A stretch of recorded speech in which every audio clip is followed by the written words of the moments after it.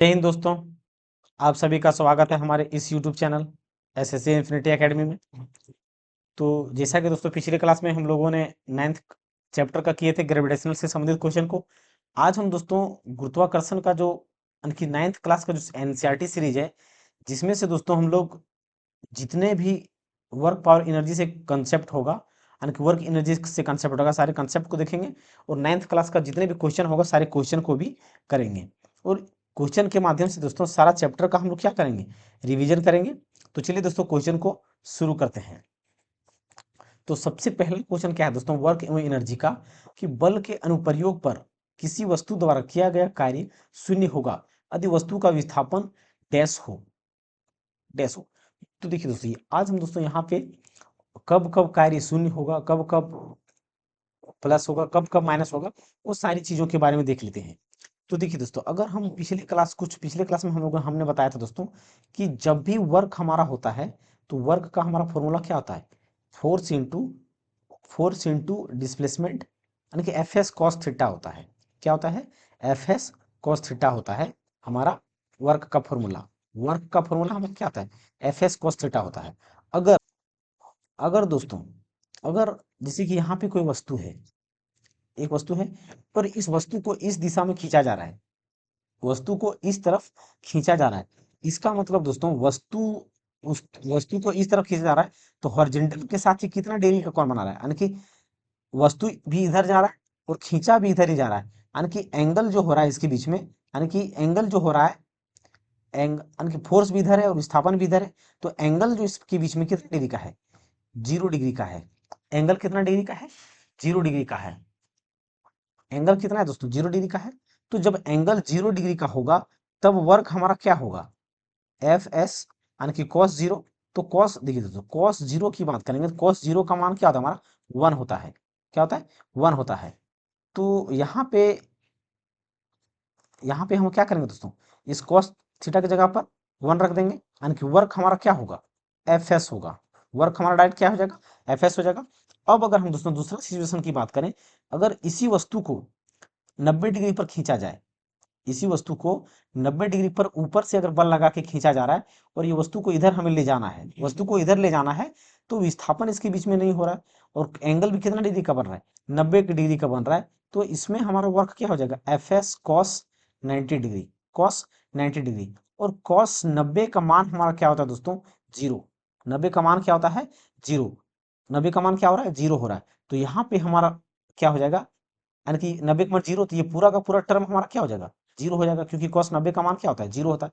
तो वर्क हमारा ऐसा कंडीशन में 0 आ सकता है। या तो दोस्तों वस्तु को हम यहाँ से खींच रहे हैं, जिससे कि देखिए दोस्तों यहाँ पे है, इस वस्तु को हम खींच रहे हैं, ऊपर की ओर खींच रहे हैं, तो क्या इसके बीच में विस्थापन होगा, क्या कुछ विस्थापन ही नहीं होगा।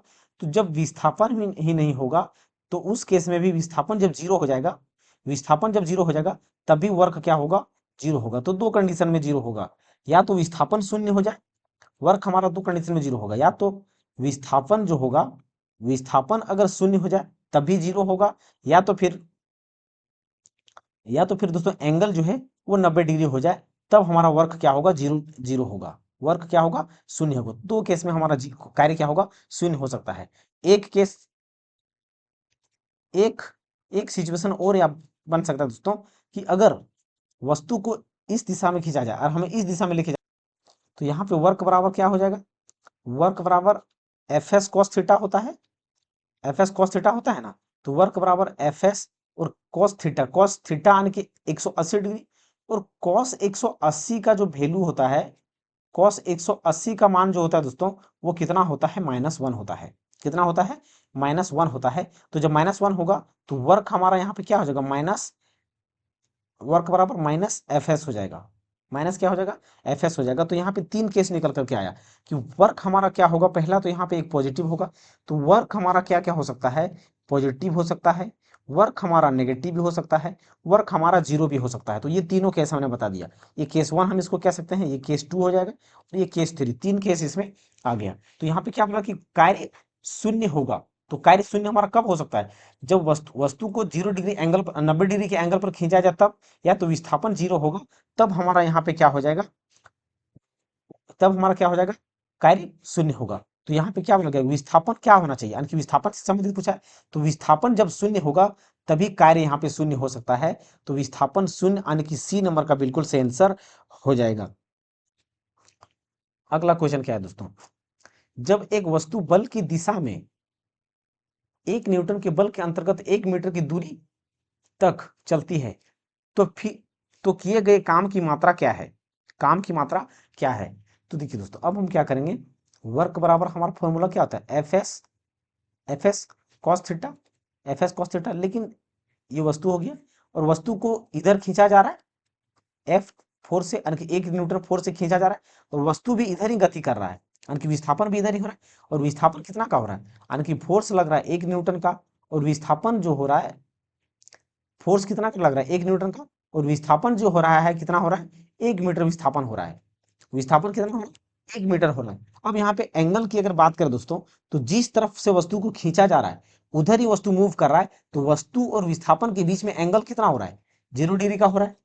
वस्तु और विस्थापन के बीच में एंगल कितना हो रहा है, 180 डिग्री, क्योंकि जिधर खींचा जा रहा है उधर ही वस्तु जा रहा है, तो 180 डिग्री का है। नहीं नहीं सॉरी, 0 डिग्री का होगा। एंगल कितना डिग्री का होगा, 0 डिग्री का होगा। तो जब एंगल 0 डिग्री का होगा तो ये टर्म तो पूरा एक हो जाएगा, तो यानी कि वर्क बराबर डायरेक्ट फॉर्मूला का क्या हमारा होगा, एफ एस हो जाएगा। तो वर्क यहाँ से निकालेंगे तो क्या हो जाएगा, वर्क का हमारा 1 न्यूटन, और विस्थापन कितना है, एक 1 मीटर, विस्थापन कितना हो गया 1 मीटर। तो वर्क हमारा कितना हो जाएगा, 1 न्यूटन मीटर। और वर्क को हम किस में लिखते हैं, न्यूटन मीटर को जूल में भी लिखा जाता है, तो 1 जूल, 1 जूल। तो वर्क वर्क कितना हो जाएगा, 1 जूल हो जाएगा। वर्क कितना होगा, 1 जूल हो जाएगा। तो यहाँ पे कौन सा ऑप्शन सही है, 1 जूल, यानी कि बी नंबर का क्या हो जाएगा, बिल्कुल सही आंसर हो जाएगा बी नंबर का। अगला क्वेश्चन क्या है दोस्तों, अगला क्वेश्चन क्या है दोस्तों, कि एक कुली भूमि से 15 किलो की एक वस्तु को उठाता है। यहाँ पे क्या होगा दोस्तों, उठाता है और इसे भूमि से 1.5 मीटर ऊपर उसके सिर पर रखता है। तो वस्तु पर उसके द्वारा किए गए कार्य की गणना कीजिए। देखिए दोस्तों, अगर उठाने की बात करता है, चीज उठा के रखता है, तो यहाँ पे दो कंडीशन होता है। एक, पहले क्या बोलेगा कि उठाया जा रहा है, ये वो उठा के रखा है, अरे वो उठाया जा रहा है, तो उसमें उठा के रखा होगा तो उसमें कार्य 0 होगा। और उठाया जा रहा है, इसमें देखिए उठाता है, उठाता है तो इसमें कार्य 0 नहीं होगा। तो देखिए दोस्तों, हम कार्य, सबसे पहली बात दोस्तों, जो हमारा कार्य होता है वो सारे के सारे क्या होता है, एनर्जी के फॉर्म में होता है। तो काइनेटिक एनर्जी होगा तभी हमारा कार्य होगा, पोटेंशियल एनर्जी होगा तभी हमारा कार्य होगा, हीट एनर्जी होगा तभी हमारा कार्य होगा। तो ये जितने भी एनर्जी के रूप होते हैं या फॉर्म होते हैं, सारे के सारे वो ऊर्जा या वर्क के क्या होते हैं, बराबर होते हैं। और सबका एसआई यूनिट भी क्या होता है, हमारा जूल होता है। सबका एसआई यूनिट भी क्या होता है, जूल होता है। तो यहाँ पे क्या बोला गया है कि कार्य बराबर, तो यहाँ पे हमारा जब भी ऊपर उठाने की बात करेगा तो पोटेंशियल एनर्जी की बात कर रहा है, तो पोटेंशियल एनर्जी भी हमारा एक प्रकार का क्या है, कार्य है। तो पोटेंशियल एनर्जी का फॉर्मूला क्या होता है, mgh होता है। m बराबर कितना दिया गया है, 15 kg दिया गया है। h बराबर हाइट कितना दिया गया, 1.5 मीटर दिया गया है। और g बराबर 10 मीटर प्रति सेकंड स्क्वायर दे दिया गया है। अब पोटेंशियल एनर्जी बोलो या कार्य बोलो, एक ही मतलब हो जाएगा। तो m हमारा मास कितना है, 10, और ये सॉरी 15 में मास है, और g का मान कितना है, 10 दिया गया है, और हाइट जो दिया गया है 1.5, यानी कि इसको जब पॉइंट को हटाएंगे तो 1 0, 1 0, तो 1 0 से 1 0 ये कट जाएगा। तो 15 का गुना 15 कितना हो जाएगा, 225, यानी कि जो टोटल कार्य हो जाएगा, वर्क हो जाएगा, वो कितना का होगा, 225 जूल का होगा, 225 का जूल होगा, जूल का होगा। तो 2 नंबर का क्या होगा, बिल्कुल सही आंसर हो जाएगा। तो इस प्रकार से दोस्तों, कभी भी अगर पूछा जाए तो वर्क, पोटेंशियल एनर्जी या काइनेटिक एनर्जी या हीट एनर्जी, यानी कि ऊर्जा का जितने भी फॉर्म होगा वो सारे के सारे वर्क के बराबर हम रख सकते हैं। अगला क्वेश्चन दोस्तों, किसी गति के कारण किसी वस्तु द्वारा धारण ऊर्जा को किस नाम से जाना जाता है, किसी वस्तु द्वारा धारण ऊर्जा को किसी किसी गति के कारण। तो देखिए दोस्तों, यहाँ पे हम ऊर्जा का 3 फॉर्म बताते हैं। पहला ऊर्जा हमारा क्या हो जाएगा, काइनेटिक एनर्जी। तो काइनेटिक एनर्जी का फॉर्मूला हमारा क्या होता है, हाफ mv स्क्वायर। तो काइनेटिक एनर्जी का मतलब क्या होगा, गतिज ऊर्जा। काइनेटिक एनर्जी का मतलब क्या है, गतिज ऊर्जा। तो गतिज ऊर्जा का फॉर्मूला क्या होता है, हाफ एम वी स्क्वायर। अब गतिज ऊर्जा हमारा डिपेंड किस पर करेगा, तो फॉर्मूला में जो जो दिया होता है उसी पे गतिज ऊर्जा निर्भर करेगा। पहला तो ये मास पर निर्भर करेगा, किस पर डिपेंड करेगा, यहाँ पे लिखता हूँ डिपेंड्स, या तो निर्भर किस पर करेगा, निर्भर किस पर करेगा। तो पहला इस पे मास पर निर्भर करेगा, दूसरा किस पर निर्भर करेगा, वेलोसिटी दिया गया है तो वेलोसिटी पे निर्भर करेगा, यानी कि गति पर। वेलोसिटी हमारा क्या है, गति है, और मास हमारा क्या है, द्रव्यमान है। मास हमारा क्या है, द्रव्यमान है। तो काइनेटिक एनर्जी हमारा किस पे डिपेंड करेगा, मास पर डिपेंड करेगा, वेलोसिटी पे डिपेंड करेगा, दोनों पर डिपेंड करेगा। अब दूसरा फॉर्मूला हमारा क्या होता है दोस्तों, पोटेंशियल एनर्जी होता है। तो पोटेंशियल एनर्जी दोस्तों ये स्थिति के अनुसार होता है, यानी कि स्थिति के अनुसार जो एनर्जी होता है उसे पोटेंशियल एनर्जी कहते हैं। जैसे कि ताना हुआ धनुष, ताना हुआ धनुष, या तो ऊंचाई पे रखी गई कोई वस्तु, या तो स्प्रिंग में जो एनर्जी स्टोर होता है वो, ये सारे के सारे क्या होता है, स्थितिज ऊर्जा होता है, या तो पोटेंशियल एनर्जी होता है। तो पोटेंशियल एनर्जी का जो मेन फॉर्मूला होता है दोस्तों, mgh होता है। क्या होता है, mgh होता है, mgh होता है। तो जी तो यहाँ पे हमारा क्या है दोस्तों, कांस्टेंट है। जी क्या है, कांस्टेंट है। तो इस पर क्या क्या निर्भर कर सकता है, तो पोटेंशियल एनर्जी भी मास पर निर्भर करेगा, और सबसे ज्यादा दोस्तों किस पर डिपेंड करेगा, तो हाइट पर निर्भर करेगा। जितनी ज्यादा ऊंचाई होगा तो उसमें उतनी ही ज्यादा क्या होगा, पोटेंशियल एनर्जी होगा। जितनी ज्यादा ऊंचाई होगा उसमें उतना ज्यादा क्या होगा, पोटेंशियल एनर्जी होगा। ये हो गया। और एक ऊर्जा का फॉर्म दोस्तों देख सकते हैं, मैकेनिकल एनर्जी या तो आंतरिक ऊर्जा।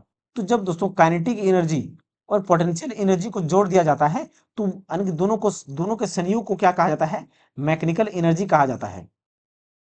क्या कहा जाता है, मैकेनिकल एनर्जी, मैकेनिकल एनर्जी, या तो इसी को हिंदी में क्या बोलेंगे, आंतरिक ऊर्जा, आंतरिक ऊर्जा। हिंदी में क्या बोलेंगे इसको, आंतरिक ऊर्जा। तो ये भी क्वेश्चन पूछा जाता है कि जब काइनेटिक एनर्जी और पोटेंशियल एनर्जी को जोड़ दिया जाता है या संयोग से कौन सा फॉर्म क्या बनता है, तो वो आंतरिक ऊर्जा बनता है।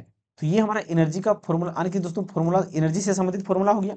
अब यहाँ पे देखिए दोस्तों, इसको फॉर्मूला को आज रख सकते हैं क्योंकि इंपॉर्टेंट है।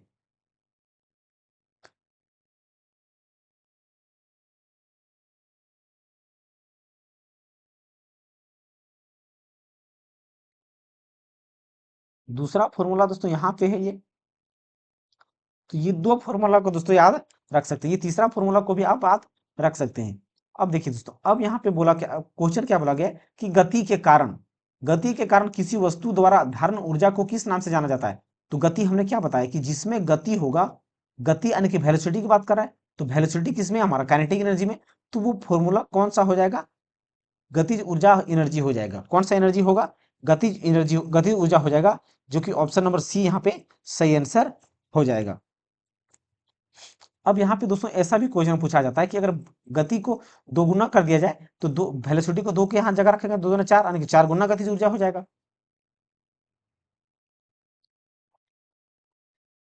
द्रव्यमान m और एक समान वेग v के साथ गतिमान एक वस्तु की गतिज ऊर्जा। तो कुछ नहीं दोस्तों, गतिज ऊर्जा का जो फॉर्मूला होता है वही फॉर्मूला क्या होगा, डायरेक्ट आंसर हो जाएगा। क्योंकि गतिज ऊर्जा का फॉर्मूला क्या होता है, हाफ एम बी स्क्वायर। तो यहाँ पे कुछ एक्स्ट्रा तो बोला नहीं गया है, सिर्फ बोला कि द्रव्यमान और वेग दिया गया है। एक समान वेग बोले या वेग बोले उससे कोई प्रभाव नहीं पड़ने वाला था। गतिज गतिज ऊर्जा का क्या हो जाएगा, काइनेटिक एनर्जी बराबर हाफ एम बी स्क्वायर। तो ए नंबर का ऑप्शन क्या होगा, बिल्कुल सही आंसर हो जाएगा। अगला क्वेश्चन क्या है दोस्तों कि 15 किलोग्राम द्रव्यमान की, तो डाटा को लिखिए दोस्तों। 15 केजी द्रव्यमान यानी कि मास कितना दिया गया है, मास जो द्रव्यमान दिया गया है वो 15 केजी का दिया गया है, और 4 मीटर प्रति सेकेंड, ये क्या है, प्रति सेकंड दिया गया है, यानी कि ये वेलोसिटी यानी कि वेग दिया गया है, प्रति सेकंड। प्रति सेकंड ये माइनस में, ये प्रति सेकंड, यानी कि ये क्या है, वेलोसिटी यानी कि वेग दिया गया कितना, 4 मीटर प्रति सेकंड। 4 मीटर प्रति सेकंड से गति कर रहा है, तो वस्तु की गति ऊर्जा क्या होगा। तो काइनेटिक एनर्जी का फॉर्मूला हमारा एक ही होता है, हाफ एम बी स्क्वायर। तो हाफ मास का फॉर्मूला क्या हो गया, मास का कितना दिया गया 15, और वेलोसिटी कितना है 4, 4 का स्क्वायर करेंगे तो कितना हो जाएगा, 1/2 गुना 15, और ये 4 चौके 16, 2 से काटेंगे, 8 बार में 15 अठी, 15 अठी कितना हो जाएगा 20 से, यानी कि 120 जूल। तो काइनेटिक एनर्जी कितना हो जाएगा, 120 जूल हो जाएगा काइनेटिक एनर्जी। काइनेटिक एनर्जी कितना हो जाएगा, 120 जूल। तो कौन सा ऑप्शन है, 120 जूल कौन सा ऑप्शन है, डी नंबर का, तो डी नंबर का सही आंसर हो जाएगा। अगला क्वेश्चन देखते हैं दोस्तों। 15,000 सॉरी 1500 केजी की कार का वेग 36 किलोमीटर प्रति घंटा से बढ़कर 32 किलोमीटर प्रति घंटा करने के लिए किया गया कार्य क्या है? तो देखिए दोस्तों, एक फॉर्मूला और याद रखिएगा कि चेंज इन काइनेटिक एनर्जी जो होता है वो वर्क के क्या होता है, बराबर होता है। Change in kinetic energy work के क्या होता है, बराबर होता है। काइनेटिक एनर्जी चेंज क्या होता है, इसका मतलब क्या होता है? तो देखिए दोस्तों, जब half M V square final velocity में से अगर इनिशियल वेलोसिटी वाले द्रव्यमान को घटा दिया जाए तो ये क्या कहलाता है, चेंज इन काइनेटिक एनर्जी कहलाता है। अब इसी फॉर्मूला को अगर आगे लिखेंगे तो हाफ और एम एम यहाँ से कॉमन ले लेंगे, यानी कि B square minus U square. तो यू हमारा क्या होगा, हम पहले पढ़ चुके हैं कि यू जो होता है वो इनिशियल वेलोसिटी होता है, यानी कि प्रारंभिक वेग होता है। इनिशियल वेलोसिटी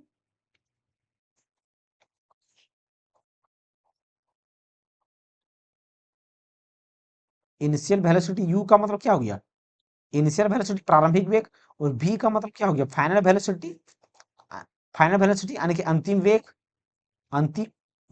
तो यहाँ पे दिया क्या गया है, मास कितना दिया गया है, 1500 केजी दिया गया है। और वेलोसिटी जो दिया गया है दोस्तों, यानी कि इनिशियल वेलोसिटी, ये जो 36 किलोमीटर दिया गया, यानी कि इनिशियल वेलोसिटी कितना है, 36 किलोमीटर प्रति घंटा। 36 किलोमीटर प्रति घंटा। इसको मीटर पर सेकंड में चेंज करेंगे तो कितना से गुना करेंगे, 5/18 से गुना करेंगे तो इसको चेंज करने पर मीटर पर सेकंड आ जाएगा, यानी कि 18 दूना 36, 5 दूना 10, यानी कि 10 मीटर पर सेकंड आ गया। कितना आ गया, 10 मीटर पर सेकंड हो गया। फाइनल वेलोसिटी की बात करेंगे तो कितना हो जाएगा, 72 किलोमीटर पर आवर है। इसको भी मीटर पर सेकंड में चेंज करेंगे, 18 चौक 72, 5 चौके 20 मीटर प्रति सेकंड, मीटर प्रति सेकंड। अब यहाँ पे दोस्तों हम क्या करेंगे, ये kinetic change in kinetic energy हम क्या होता है, वर्क के बराबर होता है। तो इसके जगह पर डायरेक्ट हम वर्क लिखेंगे, 1/2 इंटू 1500 गुना फाइनल वेलोसिटी कितना है, 20 का स्क्वायर माइनस 10 का। अब अब इसको देखिए दोस्तों, अब इसको हम क्या लिख सकते हैं, 1/2 1500। अब यहाँ पे अगर इसका स्क्वायर करेंगे, 20 का 20 में सी कितना होता है 400, माइनस 10 का स्क्वायर करेंगे तो कितना हो जाएगा 100।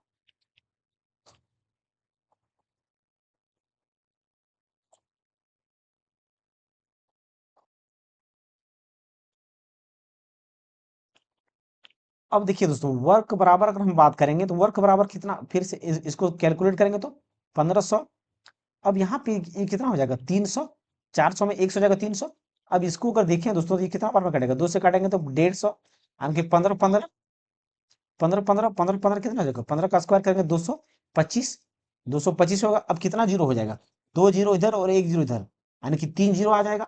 कितना आ जाएगा 3 जीरो। तो वर्क बराबर डायरेक्ट कितना हो जाएगा, यानी कि 225 और ये 3 जीरो, यानी कि ऑप्शन देखिए दोस्तों 225 कौन सा ऑप्शन है, बी नंबर में है। और 2.5 हमें चाहिए तो 1 2 3 4 5, 5 यानी कि यहाँ पे दशमलव देंगे।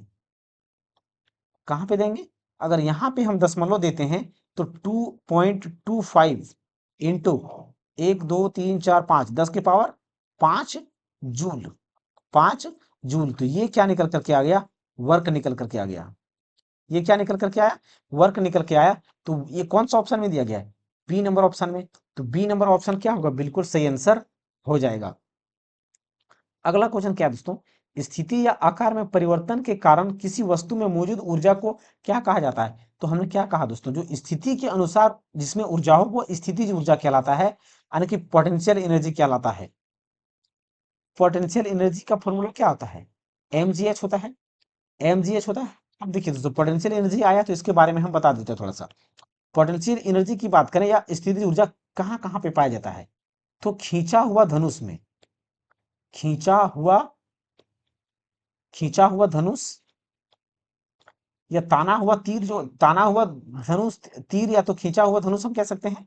दूसरा, स्प्रिंग में जो एनर्जी होता है, स्प्रिंग में वो भी, उसमें भी क्या होता है, स्प्रिंग में भी जो एनर्जी होता है वो स्थितिज ऊर्जा होता है। जो ऊंचाई पर, हाइट पर होता है, यानी कि ऊंचाई पर जो भी वस्तु होगा, ऊंचाई पर जो भी होगा उसमें क्या होगा, ऊंचाई पर रखी वस्तु, ऊंचाई पर रखी वस्तु, वो उसमें क्या होगा पोटेंशियल एनर्जी। डैम में स्टोर्ड पानी,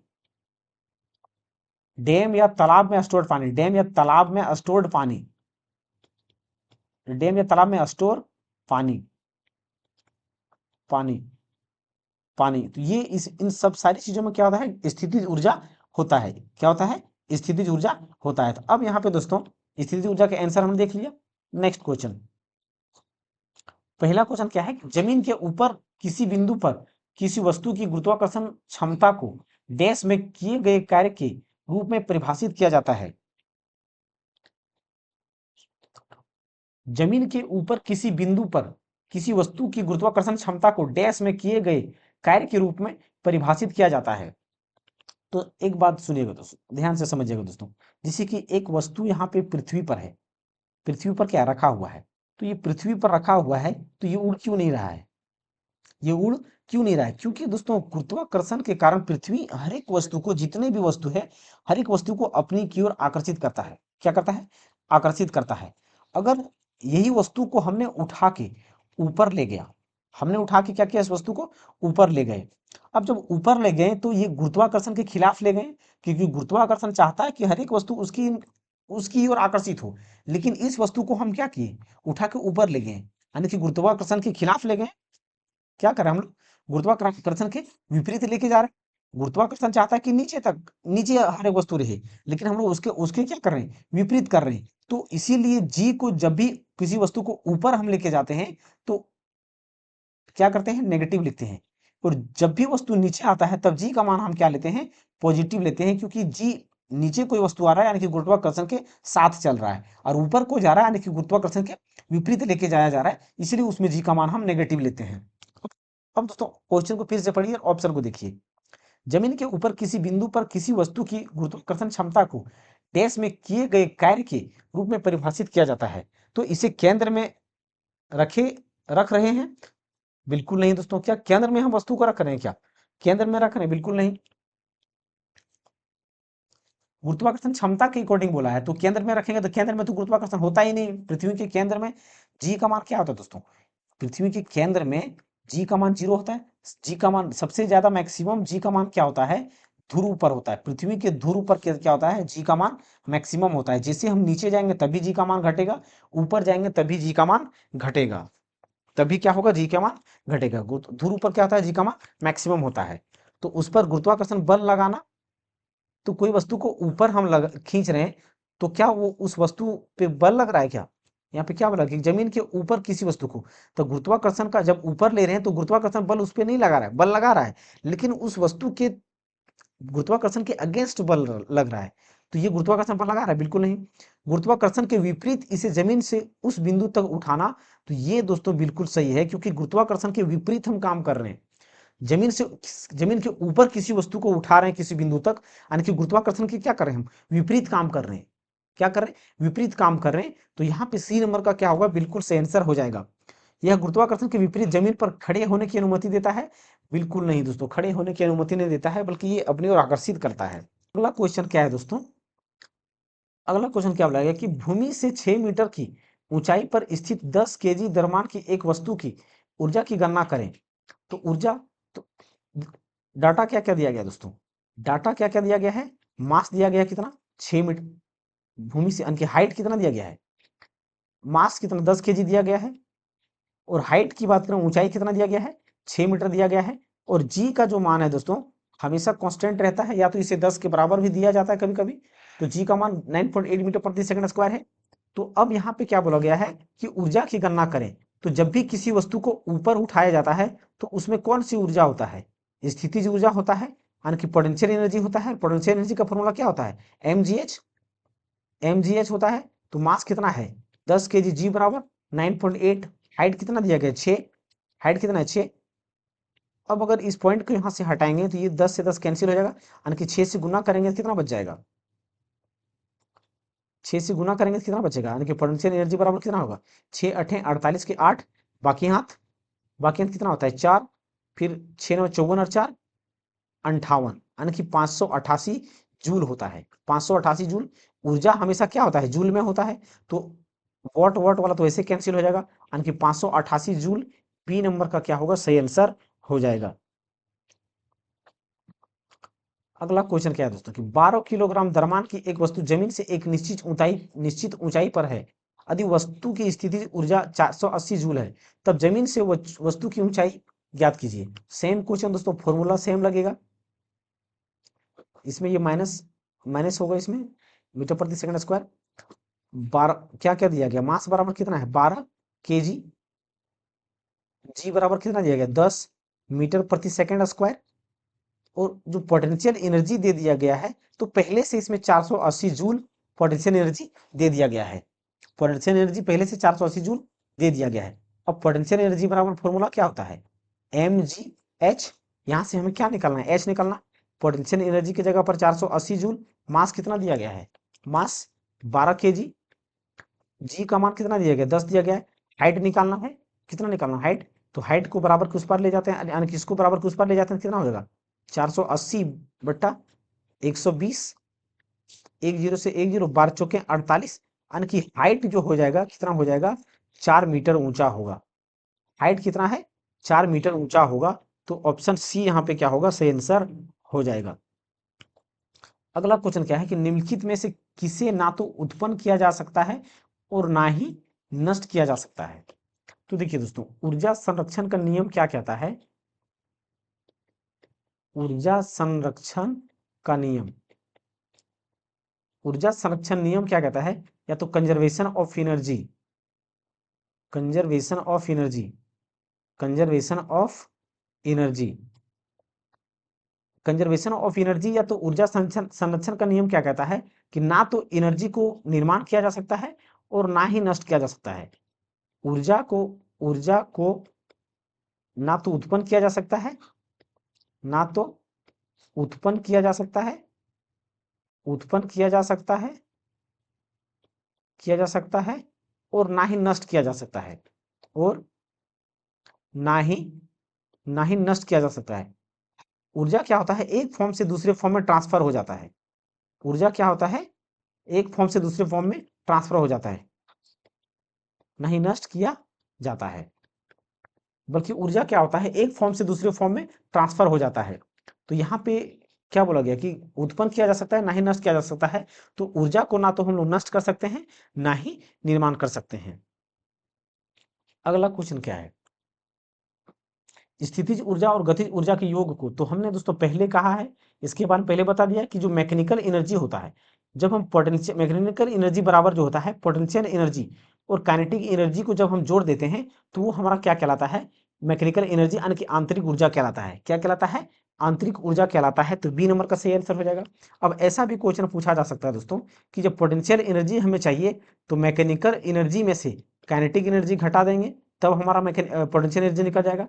अगर काइनेटिक एनर्जी हमें चाहिए, तो मैकेनिकल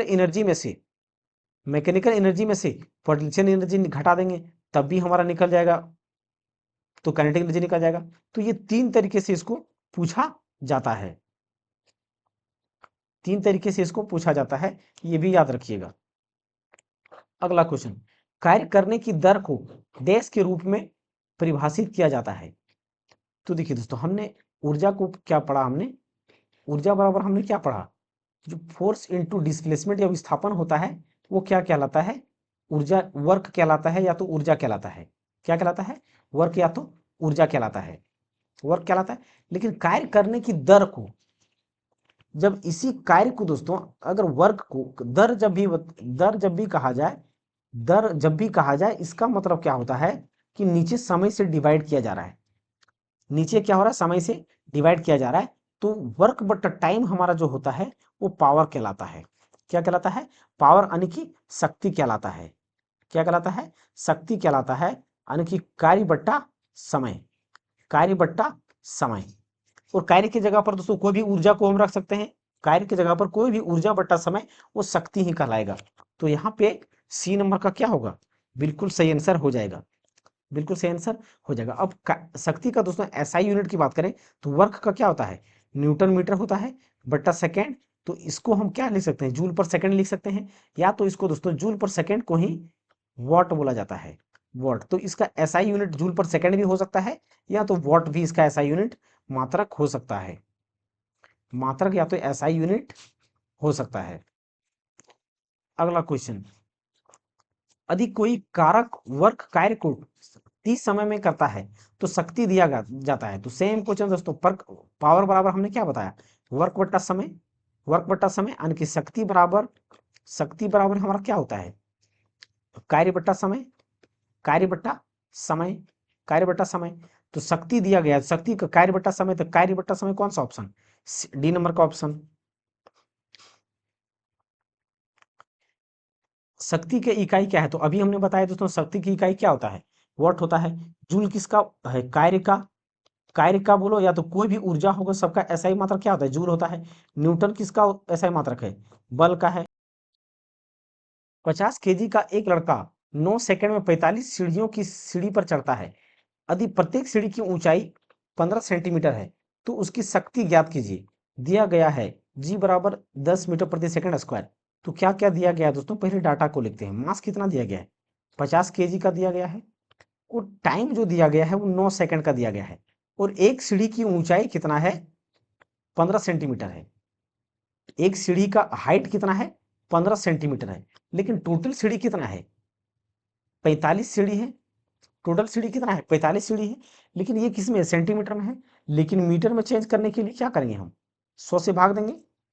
मीटर में चेंज करने के लिए 100 से भाग देंगे, तो ये टोटल क्या हो जाएगा, सीढ़ी का हाइट निकल जाएगा। ये टोटल क्या होगा, सीढ़ी का हाइट निकल जाएगा। और हमें पूछा क्या गया, शक्ति पूछा गया है। तो शक्ति निकालने के लिए हमें क्या चाहिए, वर्क बट्टा टाइम चाहिए। तो वर्क बराबर हम क्या जानते हैं, वर्क हमारा जितने भी होता है वो सारे के सारे एनर्जी के बराबर होता है। तो वर्क यहाँ पे हाइट से संबंधित है, तो हाइट पे हम कौन सा ऊर्जा लेंगे, पोटेंशियल एनर्जी को लेंगे। तो पोटेंशियल एनर्जी का फॉर्मूला क्या होता है, mgh होता है। और टाइम हो गया यहाँ पे नीचे, तो m बराबर कितना है, 50 kg। g बराबर कितना दिया गया, 10। हाइट बराबर कितना है, 15 गुना 45 बट्टा इस 100 को नीचे लिख देते हैं क्योंकि ये तो नीचे ही आ जाएगा। और टाइम कितना दिया गया है, 9 सेकंड दिया गया है। कितना है, 9 सेकंड। अब इसको काट देते हैं दोस्तों, 1 0 2 0, 1 0 2 0। 9 से काटेंगे कितना बार में कटेगा, 9 × 5 = 45, यानी कि 5 × 5 = 25, यानी कि 25 गुना 15। तो पावर कितना हो जाएगा, 25 × 15, 25 × 15 कितना आएगा, 15 × 5 = 75 का 5, बाकी यहाँ 7, 15 दूना 30 और 7 37, 375। और जब पावर है दोस्तों, तो पावर हमारा किस में होगा, वाट में होगा। पावर है तो किस में होगा, वाट में होगा, यानी कि 375 वाट क्या हो जाएगा, आंसर हो जाएगा। तो कौन सा ऑप्शन हो जाएगा, ए नंबर का ऑप्शन बिल्कुल सही आंसर हो जाएगा। अगला क्वेश्चन क्या है, साइकिल चलाते समय ऊर्जा का किस प्रकार रूपांतर होता है, ऊर्जा का किस प्रकार रूपांतर होता है। तो देखिए दोस्तों, हमने क्या बताया कि ऊर्जा कभी भी नष्ट नहीं होता है, वो एक फॉर्म से दूसरे फॉर्म में ट्रांसफर हो जाता है। तो यहाँ पे साइकिल जब चलाते हैं तो उसमें कौन सी ऊर्जा किस में बदलता है, तो क्या साइकिल में स्थितिज ऊर्जा होता है क्या, साइकिल में स्थितिज ऊर्जा नहीं होता है। रासायनिक ऊर्जा पेशीय ऊर्जा में और फिर गति ऊर्जा में रूपांतरित होता है। तो ये दोस्तों हो सकता है रासायनिक ऊर्जा आंतरिक ऊर्जा में, तो रासायनिक ऊर्जा से आंतरिक ऊर्जा में डायरेक्ट ट्रांसफर नहीं हो सकता है। आंतरिक ऊर्जा गतिज ऊर्जा में, तो ये भी नहीं होगा। यानी कि दोस्तों साइकिल जब हम चलाते हैं तो क्या होता है, रासायनिक ऊर्जा पेशीय ऊर्जा में। रासायनिक ऊर्जा क्या है दोस्तों, जैसे कि हम हमारे शरीर में क्या होता है, सारे के जब हम काम को करते हैं तो हमारे शरीर का केमिकल या काइनेटिक जो रासायनिक ऊर्जा होता है वो पेशीय ऊर्जा में लगता है। जितने भी शरीर के अंदर हमारा जो रासायनिक ऊर्जा होता है वो पेशीय ऊर्जा में बदल जाता है। तब हम साइकिल से पेंडल मारते हैं, तो पेंडल को हम मार रहे हैं तो पेशीय ऊर्जा में हम कर पेशीय ऊर्जा दे रहे हैं। तो पेशीय ऊर्जा जब पेंडल में हम मार रहे हैं तो जो गाड़ी हमारा साइकिल में क्या आ रहा है, गति आ रहा है। तो जब गति के अनुसार ऊर्जा होता है तो वो हमारा क्या कहलाता है, गतिज ऊर्जा कहलाता है। तो रासायनिक ऊर्जा पहले पेशीय ऊर्जा में बदलेगा, फिर पेशीय ऊर्जा से क्या होगा, गतिज ऊर्जा में बदलेगा। तो बी नंबर का क्या होगा, बिल्कुल सही आंसर हो जाएगा। अगला क्वेश्चन दोस्तों क्या है, अगला क्वेश्चन क्या है दोस्तों, कि क्या होता है जब एक निकाय स्वतंत्र रूप से गिर रहा होता है, स्वतंत्र रूप से गिर रहा होता है। तो ये दोस्तों अच्छा क्वेश्चन है, ये क्वेश्चन दोस्तों अच्छा है। अब इसको दोस्तों मैं डिटेल से बता देता हूं आपको, ताकि फिर से दोस्तों इसमें कभी आपको दिक्कत ही ना हो। जैसे कि देखिए दोस्तों, ये हमारा क्या है, एक सतह है, ये क्या है, सतह है। और कोई वस्तु क्या है दोस्तों, यहाँ पर है, कोई वस्तु क्या है, यहाँ पर है। तो ये वस्तु है दोस्तों, तो इसमें जाहिर सी बात है जब हाइट पर है तो हमने क्या बताया कि जब जितनी हाइट पे होगा उस पे उसमें क्या होगा, पोटेंशियल एनर्जी होगा। हाइट पे क्या होगा, पोटेंशियल एनर्जी पे होगा। तो ये वस्तु यहाँ पर हाइट पर है तो इसका पोटेंशियल एनर्जी क्या है, mgh है। क्या है? mgh है। तो हाइट पर ये सिर्फ रेस्ट में है, तो क्या इसमें काइनेटिक एनर्जी होगा क्या? बिल्कुल नहीं होगा। काइनेटिक एनर्जी क्या होगा? जीरो होगा। काइनेटिक एनर्जी क्या होगा? जीरो होगा। अब क्या हुआ दोस्तों, ये बॉल धीरे धीरे नीचे गिर रहा है, ये बॉल धीरे धीरे नीचे गिर रहा है। तो जैसे बॉल धीरे धीरे नीचे गिर रहा है, तो पोटेंशियल एनर्जी क्या हो रहा है? घट रहा है। पोटेंशियल एनर्जी क्या हो रहा है? यानी कि स्थितिज ऊर्जा घट रहा है, क्योंकि हाइट घट रहा है। तो जैसे जैसे हाइट घटेगा पोटेंशियल एनर्जी घटेगा। लेकिन जब बॉल गिर रहा है तो बॉल में गति आ रहा है, क्योंकि बॉल गिर रहा है तो उसमें तो कुछ तो गति होगा। तो जब बॉल गिर रहा है तो उसमें गति आ रहा है, यानी कि काइनेटिक एनर्जी क्या हो रहा है? बढ़ रहा है। काइनेटिक एनर्जी क्या हो रहा है? बढ़ रहा है। लेकिन जैसे पृथ्वी पर ये धरती पे बॉल गिरेगा, तो पोटेंशियल एनर्जी क्या हो जाएगा? जीरो। क्योंकि पोटेंशियल एनर्जी क्या है दोस्तों? हाइट पे डिपेंड करता है। हाइट जब है ही नहीं, तो पोटेंशियल एनर्जी क्या हो जाएगा? स्थितिज ऊर्जा जीरो हो जाएगा। तो जैसे धरती पे गिरेगा, तो काइनेटिक एनर्जी जो हो जाएगा, पहले जितना था पोटेंशियल एनर्जी के पास, वो सारा एनर्जी इसके पास आ जाएगा काइनेटिक एनर्जी में। सारा क्या होगा? काइनेटिक एनर्जी में कन्वर्ट हो जाएगा। जैसे कि मैकेनिकल एनर्जी बराबर क्या होता है? Potential energy plus kinetic energy. तो सबसे पहले मान लेते हैं यहाँ पे कितना ऊर्जा था? तो 10 जूल ऊर्जा था। तो पोटेंशियल एनर्जी कितना था? 10 जूल था। लेकिन नीचे जब, तो उस टाइम काइनेटिक एनर्जी यहाँ पे कितना था? जीरो था। लेकिन जैसे जैसे नीचे आया, तो यहाँ पे पोटेंशियल एनर्जी कितना है? घट के 4 हो गया, 6 हो गया। और गतिज ऊर्जा क्या हो गया? 4 हो गया। तब भी ऊर्जा टोटल कितना रहेगा? 10 ही रहेगा। मैकेनिकल एनर्जी हमेशा सेम ही रहेगा। फिर जाके ये पृथ्वी की जब सतह पर आया, तब यहाँ पे क्या हो गया? जीरो हो गया पोटेंशियल एनर्जी। लेकिन काइनेटिक ऊर्जा क्या हो गया? 10 हो गया। यानी कि अभी भी ऊर्जा उतना ही है। दोनों को मिला करके अभी भी ऊर्जा क्या है? अभी भी ऊर्जा उतना ही है। तो यहाँ पे पहले क्या था? गतिज ऊर्जा था। लेकिन जैसे जैसे वस्तु नीचे गिर रहा है, गतिज ऊर्जा क्या हो रहा है? घट रहा है। और सॉरी, स्थितिज ऊर्जा क्या हो रहा है? घट रहा है। लेकिन गतिज ऊर्जा बढ़ रहा है। गतिज ऊर्जा क्या हो रहा है? बढ़ रहा है। तो क्या बोला गया इसमें? क्या होता है जब एक निकाय स्वतंत्र रूप से गिर रहा होता है, तो स्थितिज ऊर्जा घटता है और गतिज ऊर्जा बढ़ता है। मतलब गतिज ऊर्जा बढ़ जाता है, हाँ गतिज ऊर्जा बढ़ता है। लेकिन स्थितिज ऊर्जा के बारे में जिक्र नहीं है। क्या स्थितिज ऊर्जा बढ़ता है? बिल्कुल नहीं। स्थितिज ऊर्जा गतिज ऊर्जा में बदल जाता है। स्थितिज ऊर्जा गतिज ऊर्जा में बदल जाता है। तो यहाँ पे सी नंबर का क्या होगा? बिल्कुल सही आंसर हो जाएगा। हालांकि स्थितिज ऊर्जा तो कम होगा और गतिज ऊर्जा भी बढ़ेगा। ये भी सही कथन सही है। लेकिन पूरा सेंटेंस जो कंप्लीट करता है वो सी नंबर का ऑप्शन करता है। कुल समय से कुल ऊर्जा खपत को विभाजित करके औसत प्राप्त डैश करते हैं। देखिए दोस्तों, कुल ऊर्जा से, सॉरी, कुल समय से कुल ऊर्जा खपत। तो देखिए दोस्तों, यहाँ पे कुल ऊर्जा बोले या कुछ भी बोले, हमने क्या पढ़ा कि ऊर्जा, ऊर्जा या कार्य बट्टा समय, कुल समय को विभाजित किया जाता है। यानी कि समय, तो ये ऊर्जा हो या कार्य हो, यहाँ पे कुल लगा दे या कुल दे या आधा दे या कम दे, उससे कोई मतलब नहीं। या कुल ऊर्जा बोल दे या कुल समय बोल दे, ये कुल बोले या ना बोले, या आधा बोले या आधा समय बोले, फिर भी ये क्या होगा? हमारा शक्ति ही होगा। कुल मिला करके कि ऊपर ऊर्जा और नीचे समय होना चाहिए। बाकी ये किसी भी फॉर्म में ऊर्जा हो सकता है, चाहे काइनेटिक एनर्जी के फॉर्म में हो, पोटेंशियल एनर्जी के फॉर्म में हो, हीट एनर्जी के फॉर्म में हो, केमिकल एनर्जी के फॉर्म में हो, या तो सोलर एनर्जी के फॉर्म में हो, बटा समय, उस तब भी हमारा क्या होगा? शक्ति ही आएगा, यानी कि पावर ही आएगा। क्या आएगा? पावर ही आएगा। तो यहाँ पे पावर, यानी कि बी नंबर का ऑप्शन क्या होगा? बिल्कुल सही आंसर हो जाएगा। और ये हमारा क्या था दोस्तों? आज का आखिरी सवाल था। तो आई होप दोस्तों, इस टॉपिक में हम लोगों ने जितने भी कंसेप्ट था वो सारे कंसेप्ट को सीख लिया होगा लगभग दोस्तों। पूरा का पूरा कंप्लीट तो नहीं हो दोस्तों, लेकिन लगभग जो अधिकतर क्वेश्चन पूछे जाते हैं वो सारे क्वेश्चन हम लोगों ने इसमें कर लिया है। और हाँ दोस्तों, अगर आप हमारे चैनल में पहली बार आए हैं तो चैनल को सब्सक्राइब कीजिए। और अगर इसका आप पीडीएफ डाउनलोड करना चाहते हैं, तो यहाँ पे टेलीग्राम को स्कैन करके जा सकते हैं टेलीग्राम चैनल पे, और वहाँ पे पीडीएफ डाउनलोड कर सकते हैं। या तो दोस्तों, डिस्क्रिप्शन में मैं टेलीग्राम का लिंक डाल दूंगा, वहां से जाके पीडीएफ टेलीग्राम ज्वाइन करके पीडीएफ डाउनलोड कर सकते हैं। तो थैंक यू दोस्तों। जय हिंद दोस्तों।